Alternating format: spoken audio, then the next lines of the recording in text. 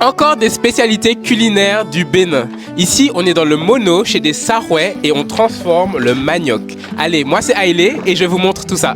C'est parti! En continuant mon exploration du Bénin, je suis arrivé au village de Zongbonou. Là-bas, on peut retrouver le peuple Sarouais. C'est un peuple qui vit beaucoup de l'agriculture et ils cultivent tout ce qu'ils peuvent manger, c'est-à-dire le maïs, le manioc, l'arachide, les haricots, enfin bref, ce genre de culture. D'ailleurs, aujourd'hui, je me retrouve dans une concession familiale avec Madame Hortense Kédenou et elle m'a permis de voir comment est traditionnellement transformé le manioc ici. On en fait en fait des beignets que l'on appelle gbeli en langue sarouais, ou bien claclo. Ce sont des beignets qu'on peut retrouver à peu près partout au Bénin, à Abomey, dans le nord du Bénin, dans le centre.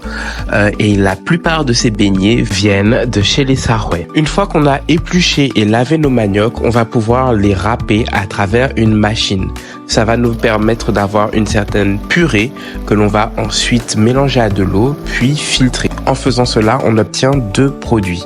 D'un côté, l'amidon de manioc qui sera contenu dans l'eau et qui va se déposer au fur et à mesure. Et de l'autre côté, le son de manioc que l'on va utiliser pour pouvoir faire nos fameux gbeli ou claclo. À l'écran, on peut nous voir extraire l'eau amidonneuse avec nos mains et voici le reste. C'est le son de manioc. On va l'assaisonner avec différentes épices pour pouvoir donner du goût à notre pâte de claclo et ensuite on va repasser à nouveau ce mélange dans la machine afin de bien homogénéiser le tout. Notre pâte est prête et on peut enfin la faire cuire.